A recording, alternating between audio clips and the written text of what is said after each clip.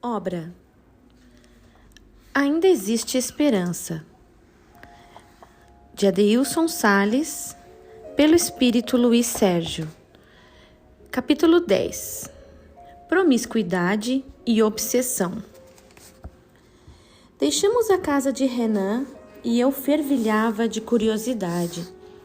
Ainda existiam alguns pontos que desejava esclarecer. E embora eu já tivesse adquirido algum conhecimento nessa área do comportamento humano, pretendia ouvir as ponderações de Zoel. Na primeira oportunidade, não perdi tempo e indaguei. Zoel, você poderia comentar alguma coisa sobre a obsessão no comportamento homoafetivo? Augusto me olhou sorrindo, apoiando minha investida em adquirir novos aprendizados. Mirna, Tuco e Eleonora demonstravam em seus semblantes o mesmo apoio. Bem, amigos, Zoel começou de forma jovial. A obsessão não se revela pela condição sexual da criatura. O processo obsessivo se dá por meio do comportamento de cada um. É na intimidade da alma que se revelam os seus desajustes a se externarem nas ações. É na sede do pensamento que o espírito cultiva suas preferências. A obsessão se dá por afinidades comportamentais, quando não é movida por sentimento de vingança ou desejo de castigar o obsediado pelas próprias mãos. No caso dos comportamentos sexuais, onde haja amor e respeito, não existirão influências inferiores. Embora tenhamos a configuração biológica de homem e mulher a formarem o casal, macho e fêmea, nos casos onde o amor seja real entre pessoas do mesmo sexo, é o espírito que ama e não o corpo. Mas, se a busca pelo prazer inconsequente for a tônica da vida de quem se identifica com o mesmo sexo, processos obsessivos são deflagrados, pois em nosso campo de ação, muitos espíritos que foram promíscuos quando encarnados no campo da homoafetividade prosseguem buscando a mesma promiscuidade sem o corpo físico. Muitos processos obsessivos encontram sua origem na persistência de um espírito, seja ele encarnado ou não, em influenciar o outro consoante seus desejos e intenções. Quem ama verdadeiramente apresenta dignidade em suas ações. Não trai, não é desleal e pensa sempre no respeito que deve cultivar pela pessoa amada. Todos sabemos que o espírito, por meio de suas encarnações, busca a evolução permeada por vida em corpos femininos e masculinos. É essa dualidade que permite ao espírito vivenciar experiências psíquicas que desenvolvem as potencialidades de sua alma. Por que interrompi Zoel com o desejo de aproveitar o momento enriquecedor? Nesses dias de grandes transformações, tantos jovens se afirmam gays. Será que todos são gays de fato? Zoel contra-argumentou sua sagacidade e prosseguiu. O homem sequer ainda compreendeu sua origem espiritual e o sentido da vida. A desagregação familiar, a falta de valores éticos morais, a partir do lar, arrebatam a juventude que se perde nos modismos e injunções midiáticas a serviço de grandes interesses econômicos. A psicologia nos informa de maneira clara e objetiva que no florescer da adolescência o espírito encarnado anseia pela própria identificação. Muitos garotos e garotas resvalam nas experiências homoafetivas com o simples desejo de provar o diferente e também de chocar. A condição homoafetiva revela-se naturalmente desde a infância, de maneira patente, até nas preferências mais simples, desde brinquedos até na escolha das companhias emocionais que mais acolhem o espírito que irá vivenciar essa experiência. O que atestamos hoje em dia é uma verdadeira tempestade emocional que gera dor e imenso vazio nos corações, sem referências edificantes. Na maioria das vezes, quando o menino se revela delicado em suas ações e preferências, as mães tentam esconder dos pais, para que a família não seja maculada em sua honra. Quantos garotos não foram postos porta fora de seus lares e se perderam na licenciosidade e promiscuidade degenerada?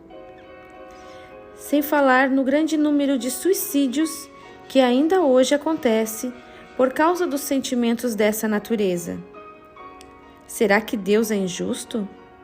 Por que o Criador marcaria seus próprios filhos sob o estigma do preconceito? Todos somos amados pelo Pai, porque para todos existe um propósito superior. Pessoas são mortas em todo o mundo porque apresentam uma condição sexual que nem elas mesmas compreendem.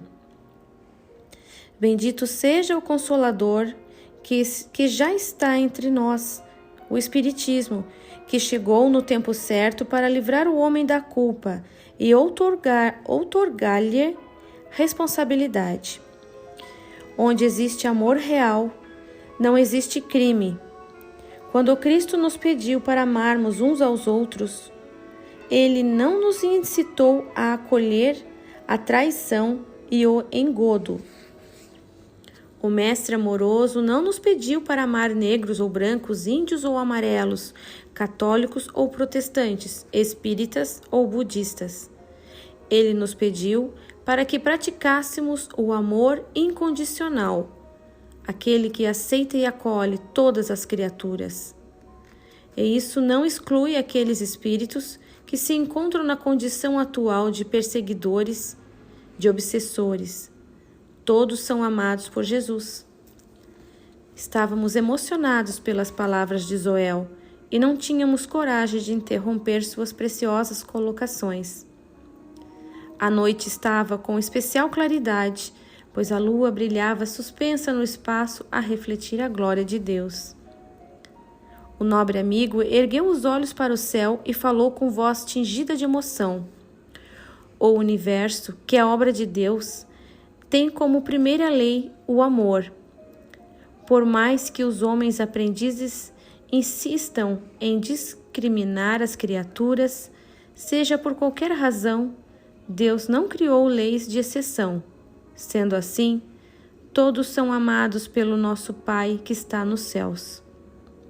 Isso não significa que não responderemos por qualquer mal que venhamos a praticar. Ficamos em silêncio por alguns instantes, até que Mirna comentou: muitos dos nossos equívocos acontecem quando desejamos pensar como se fôssemos Deus.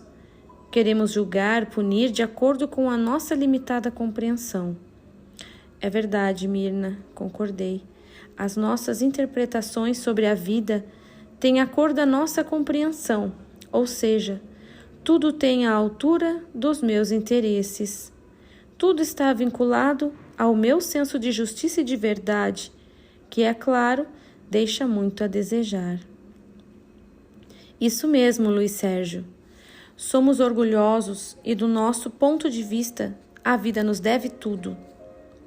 Deus criou tudo para satisfazer as minhas manias e preferências, e aqueles que não se enquadram no que julgo certo não podem participar do meu céu, das minhas verdades. Porque essa realidade ainda não é divulgada para os encarnados, já que tantos jovens estão sofrendo com todo tipo de problemas, Tuco perguntou com certa aflição na voz. Quando observamos as coisas que vêm acontecendo no mundo, acreditamos que tudo está fora de ordem. Imaginamos que existe uma bagunça generalizada no planeta. Mas não é nada disso. Até o que parece, o caos tem a ordem e permissão de Deus para acontecer. As necessidades vão sendo atendidas à medida que o amadurecimento espiritual aconteça, de verdade. Nossas palavras serão distorcidas, mas chegou o momento de se falar e divulgar esses assuntos que afligem tanto pais quanto jovens.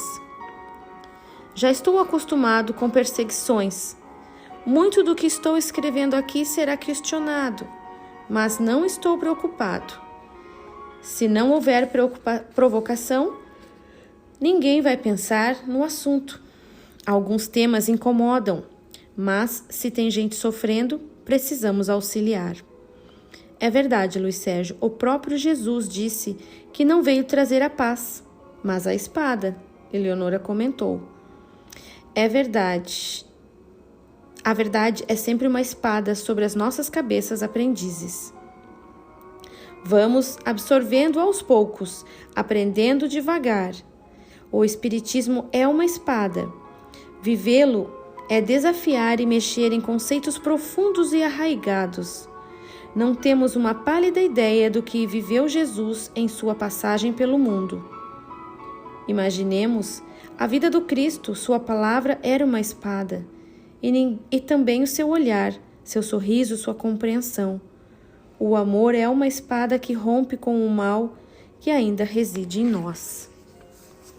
Sim, Luiz Sérgio, ainda hoje acontecem crimes por divergências religiosas. E pensar que Jesus passou por aqui para nos ensinar o amor e a tolerância. Quanto ainda estamos longe dessa compreensão? Augusto comentou em tom de reflexão. Nada está fora da programação divina. Tudo tem seu tempo, sua hora. Somos todos como o filho pródigo da parábola. Partimos das mãos de Deus, simples e ignorantes, mas com todos os dons latentes dentro de nós. Assim como o filho ingrato, nos arrojamos em busca dos prazeres e fantasias. Veio então Jesus nos pedir para amar e nos informar que ninguém irá ao Pai senão por Ele. Paciente e compassivo, Ele sabia que ainda nos demoraríamos por aqui, perdidos nos encantamentos ilusórios. Por isso, prometeu enviar o Consolador e enviou o Espiritismo.